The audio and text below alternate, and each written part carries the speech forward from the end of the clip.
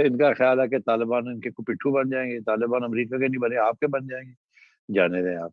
बात यह है जी कि पहले ये अटैक्स नॉर्थ में हुए, वजीरिस्तान में, फिर ये अटैक्स इस्लामाबाद में पहुंच गए, फिर ये अटैक्स लाहौर में पहुंच गए, अब ये अटैक्स पहुंच गए southern tip of Pakistan, Balochistan में।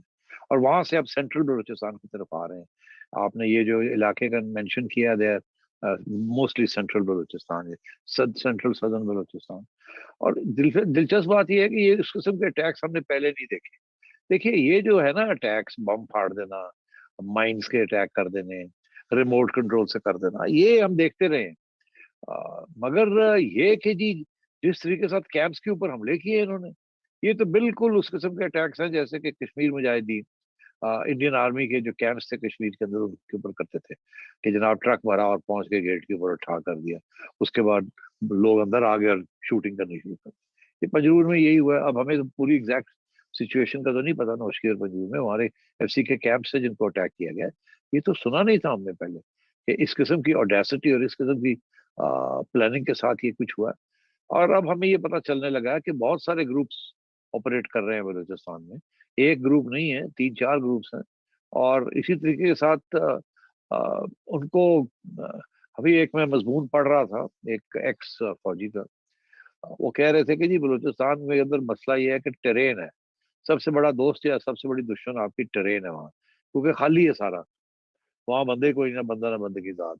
तो वहां ट्रेन जो है वो आपकी सबसे बड़ी दोस्त बन सकती है या खतरे, जैसे हिटलर के खिलाफ रशिया की इतनी बड़ी जमीन थी, वो ट्रेन जो थी वो रशियन फोर्सेस को उन्होंने डिफीट किया, नेपोलियन को उसने डिफीट किया एंड सो ऑन। तो वो कह रहे हैं बलूचिस्तान के अंदर ट्रेन इज द इश्यू।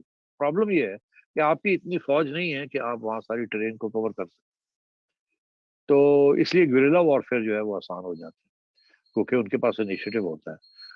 और अब वो कह रहे हैं जी टेक्नोलॉजी चाहिए हमें, हमारी आर्मी तो सारा बलूचिस्तान कवर नहीं कर सकती, और अब हमें टेक्नोलॉजी चाहिए जिसके जरिए ड्रोन वगैरह वगैरह वगैरह हम करें।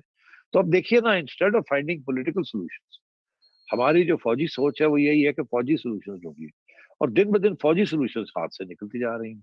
हाँ, इंडिया की पहले दिन मुझे याद है, 90 की दहाई में हम सेमिनार सुनते होते थे ये फौजियों के और उनके इंटेलेक्चुअल्स के, जो कि उनकी हिमायत करते थे कि जी हमने इंडिया को निप कर करके इंडिया को हमने बड़ा तंग करना है कश्मीर के अंदर, और we will erode India, India will play a very big price for. वो सही है अपनी जगह, मगर actually we are the ones who ended up paying the price. We entered into a long conflict, और इंडिया की आर्मी बढ़ती जा रही है, उनकी इकोनॉमी ग्रो करती जा रही है, उनके बजट्स ग्रो करते जा रहे हैं।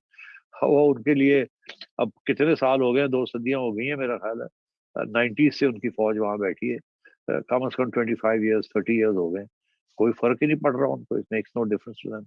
अब वो उससे भी ज्यादा एडवांस टेक्नोलॉजी के वो वेपन्स ले रहे हैं कि अगर आपके साथ कोई गड़बड़ हो भी तो आपकी जो ऑफेंसिव कैपेसिटी है उसको न्यूट्रलाइज कर दिया जाए। तो there is no way you can keep the conventional balance.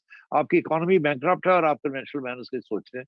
America चला गया जो आके आपको देता था कुछ, सऊदी अरेबिया आपके साथ नहीं है, तो आप मतलब ये अब दाड़े मुक गए।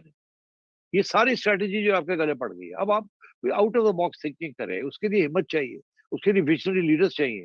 और सबसे इंपॉर्टेंट बात यह है कि एस्टेब्लिशमेंट को पीछे हटना चाहिए, उस सिविलियंस को देना चाहिए जिनकी कोई विजन है, जो कि कुछ कर सकते हैं इसके बारे में, और जो फिर अवाम को साथ लेके चल सकते हैं। मगर और एस्टेब्लिशमेंट को भी जैसे कहते हैं ना अपनी बेल्ट टाइट करनी पड़ेगी, और सुनना पड़ेगी, ये बात नहीं करेंगे तो they will be a huge price, ये संभाल नहीं सकेंगे। हर जगह पे ये शुरू हो जाएगी, स्पार्क शुरू हो जाएंगे of separatism end of revolt end of rebellion.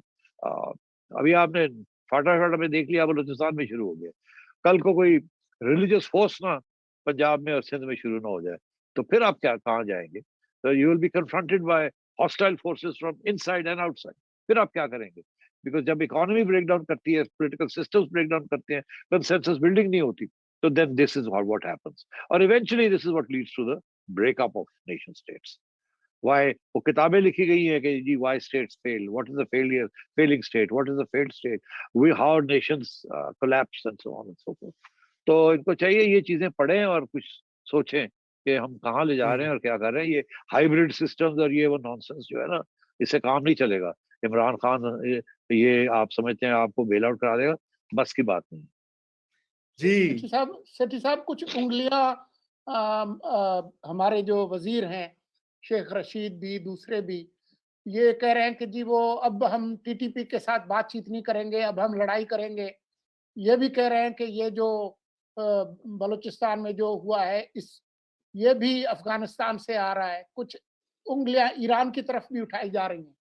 تو کیا ہم ان مسائل ہمارے صرف انڈیا کے ساتھ تو پھر نہیں رہے، اور افغانستان کے اندر جو ہے وہ اگر انہوں نے کہا کہ جی یہ ٹی ٹی پی کو اور بلوچوں کو انڈیا سپورٹ کر رہا ہے، تو افغان طالبان پھر کیا کر رہے ہیں وہاں پر؟ افغان طالبان کو بھی انڈیا سپورٹ کرے گا، آپ دیکھ لیجئے گا. افغان طالبان کی باتیں نہیں سنی آپ نے؟ کس قسم کی باتیں کر رہے ہیں پاکستان کی انٹیلیجنس ایجنسیوں کے خلاف.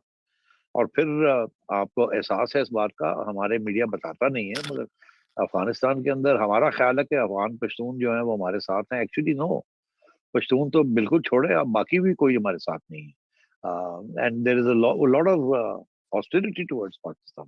ہم سمجھتے ہم نے بڑی ان کی مدد کی ہے، جو کہ کی ہے، مگر ہم نے مداخلت بھی بہت کی ہے، ہم نے فیورٹس بھی بڑے پلے کیے، ایک ایک کے ساتھ ہم نے گڑبڑ کی ہے. تو ہمارا اپنا رول وہاں کوئی خاص اچھا نہیں رہا. بہرحال اب انیشیٹو ہمارے پاس نہیں ہے، طالبان کے پاس. کل طالبان کی امریکہ ان کے ساتھ کوئی بات کر لیتا ہے تو آپ کو وہ بھول جائیں گے. کل کو سب سے بڑے دشمن آپ کے وہ بن جائیں گے. اگر ان کو کوئی انٹرنیشنل ایلائی مل گیا تو دیکھیے گا پھر ان کا رویہ آپ کی طرف کیا ہوتا ہے. اس لیے اٹس ویری امپورٹنٹ کہ آپ اپنی نیشنل سیکورٹی پالیسی جو آپ نے خفیہ رکھی ہوئی ہے باہر نکالیں، دلیری کے ساتھ باہر نکالیں. ایسا لیڈر سیاسی لے کے آئے جو کہ اس کو اپنی ملکیت بنائے، عوام اس کے ساتھ ہو اور وہ لے کے چلے وہ نیشنل سیکورٹی پالیسی. یہ جو لوگ چھپا چھپا کے بناتے ہیں اور جو لوگ جن کے حوالے آپ کرتے ہیں کہ اس کو کریں اور ان کی ٹانگیں کھڑکتی ہیں کہ ہم کیسے کریں گے، چھوڑیں ان کو اور آپ پچھلی سیٹ لیں مہربانی کر کے. اور ایسا سویلین لیڈر لے کے آئے جو پاپولر بھی ہو، جو ان چیزوں میں یقین بھی رکھتا ہو اور جو کہ ٹرن اراؤنڈ بھی کر سکے اور دنیا کے ساتھ بات بھی کر سکے. جی بالکل. آپ نے چونکہ سیٹھی صاحب ذکر کیا تھا پہلے، چونکہ ہمارا وقت بالکل ختم ہو گیا، لیکن آخری میں ایک چیز کی طرف آپ کی توجہ دلانا چاہتا ہوں کہ ابھی چند روز پہلے میاں منشا جو ہیں پنجاب کے بہت بڑے صنعت کار اور پاکستان کے میرے خیال سے سب سے بڑے ان کے جو گروپ ہے وہ امپلائمنٹ جنریٹ کرتا ہے، تو وہ چیمبرز آف کامرس میں گئے ہوئے تھے. وہاں انہوں نے بات کی کہ بھئی انڈیا کے ساتھ جو ہے وہ ایک تو انہوں نے ٹریڈ کے اوپر زور دیا اور انہوں نے کہا کہ بات چیت بھی ہو رہی ہے بیک ڈور. آپ نے وہ دیکھا ہوگا کلپ اور اس کی خبر بھی کافی بنی. تو آپ کیا سمجھتے ہیں کہ کچھ اس طرح کی ایفرٹس افوٹ ہیں اور یہ کامیاب ہو سکتی ہیں؟ کامیاب کیوں نہیں ہو سکتی؟ مگر لین دین ہوتی ہے نا رضا. کیا آپ دینے کے لیے کوئی تیار ہے یا آپ صرف لینا ہی چاہتے ہیں کچھ؟ کیا آپ سمجھتے ہیں کہ انڈیا چپ کر کے اس موقع کو جانا دے گا جب وہ سمجھتا ہے آپ بڑے کمزور ہیں اور آپ کو ٹھکا سکتا ہے؟ تو انڈیا بھی تو ایک ریاست ہے نا جس کے ساتھ کافی عرصے سے لین دین ہو رہی ہے. تو اس لیے میں سمجھتا ہوں کہ یہ back channel is not going to yield anything. At the end of the day جو کچھ بیک چینل میں اگری کیا جاتا ہے وہ فائنلی آگے لا کے پارلیمنٹ کے اندر اس کو اپروو کیا جاتا ہے، قانون بنتے ہیں، پھر جا کے بات آگے بنتی ہے نا. تو اس کے لیے as I said you need political leadership with courage.